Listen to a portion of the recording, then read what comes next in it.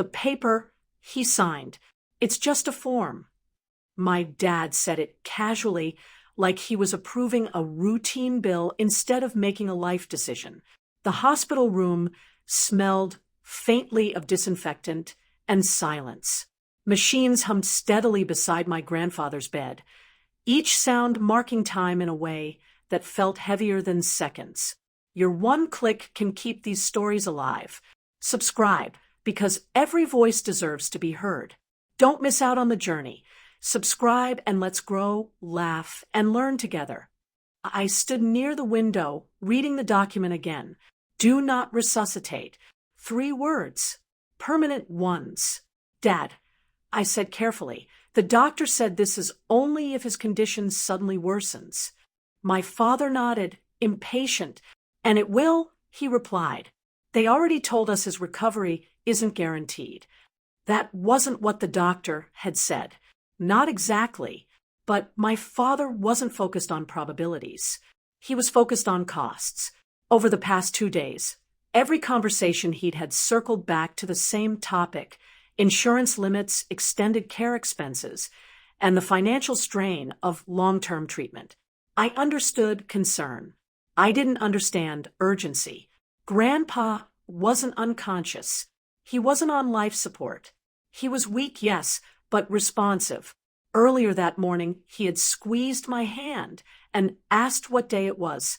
That didn't feel like goodbye, but my father had already decided. The longer this continues, he said quietly, the harder it becomes for everyone. Everyone. The word felt carefully chosen. I glanced toward my grandfather again. His breathing was steady, though shallow. His eyes were closed, but not in distress, just exhaustion. The doctor had recommended patience, observation, time. But time costs money, and money, in my father's mind, was becoming the louder voice. Have you talked to him about this? I asked.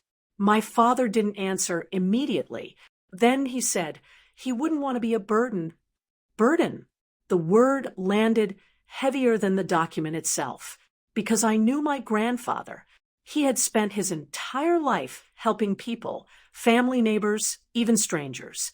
He fixed things quietly, paid bills no one knew about, and never once described himself as a burden. Yet now, in one quiet hospital room, that identity was being rewritten through paperwork, through assumption, through cost. The nurse returned with a clipboard. Whenever you're ready, she said gently. My father didn't hesitate.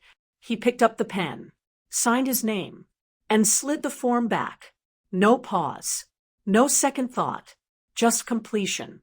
I felt something tighten in my chest, not panic, not anger, but a quiet awareness that decisions made calmly can still carry consequences loudly. As the nurse left, my father exhaled like someone who had just solved a problem. Sometimes, he said, you have to be practical. I didn't respond, because practicality can look very different depending on what you're trying to protect. 72 hours later, everything my father believed he had secured by signing that paper would begin to disappear. The clause he never knew existed. 72 hours after my father signed the form, the situation changed. Not dramatically, not suddenly, but steadily, like a slow shift no one expected. On the 3rd morning, when I walked into the hospital room, my grandfather's eyes were open, clear, focused, stronger than they had been all week. He noticed me immediately. You look tired, he said softly. I froze for a moment, not because of the words, but because of the strength behind them. This wasn't a goodbye voice. This was recovery. The doctor later explained that his condition had stabilized overnight. The infection that had worried them most had responded to treatment. His breathing had improved. His vitals were steady. Careful optimism replaced quiet concern. But one thing didn't change. The paperwork. The Do Not Resuscitate order was still active. When my father arrived later that afternoon, the doctor updated him calmly. There's been significant improvement. Most people would have felt relief. My father did, but it was mixed with something else. Uncertainty, because improvement meant extended care. Extended care meant extended costs.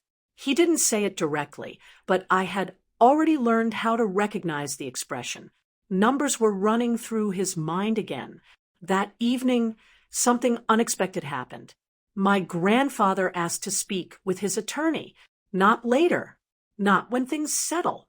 Immediately. 2 days after that request, my grandfather was stable enough to be discharged into a short-term rehabilitation facility. The atmosphere had shifted from crisis to recovery. And then came the meeting. We sat in a quiet office room at the rehab center. My grandfather in a chair near the window, my father across from him, and the attorney reviewing a thick folder of documents. My grandfather looked tired, but sharp, very sharp. "I want to confirm something," he said calmly. The attorney nodded. "Yes, everything is exactly as you arranged." My father frowned slightly. "What arrangement?" The attorney turned a page. 3 years ago, he began, "Your father updated his estate structure." My father leaned forward. "Updated how?" The attorney spoke carefully, professionally, like someone who had explained this before. "A large portion of the estate is held in a protected trust. One of the conditions relates specifically to medical decision-making authority." Silence entered the room. Not dramatic. Heavy. My father shifted slightly. "I don't understand." My grandfather didn't raise his voice, but his next words carried more weight than any argument ever could. "I wanted to know," he said slowly, "that when my time came, the people making decisions were protecting my life, not their finances." The sentence landed. Hard. The attorney continued. "If a primary decision-maker is found to have acted primarily for financial reduction rather than medical necessity, their inheritance rights are automatically revoked." The air felt different suddenly, sharper. My father blinked. "That's ridiculous." I was being practical. The attorney didn't react emotionally. He simply slid a document across the table. Attached were hospital notes, billing discussions, recorded consultation summaries, and one highlighted entry, my father asking detailed questions about cost differences between extended treatment and end-of-life care options before the DNR was signed. Not illegal, but revealing, very revealing. My grandfather looked at him quietly, not angry, just certain. "You didn't ask how to help me recover," he said. "You asked how to reduce expenses." No one spoke. The silence explained everything. The attorney closed the folder. "Based on the conditions of the trust," he said calmly, "inheritance control will now transfer according to the secondary structure." My father's voice dropped. "What does that mean?" The answer was simple. "It means the estate will no longer be assigned to you." The room didn't explode into drama. It didn't need to. Reality is loud enough when it arrives clearly. My father sat back slowly, the confidence he carried into that hospital room 72 hours earlier now completely gone. Not because of the money, because of the realization. He hadn't just signed a form. He had revealed his priorities. And my grandfather had already planned for that possibility. Later, as we stepped outside into the quiet afternoon light, my grandfather placed a hand gently on my shoulder. "Practical decisions matter," he said. Then he added calmly, "but so do intentions."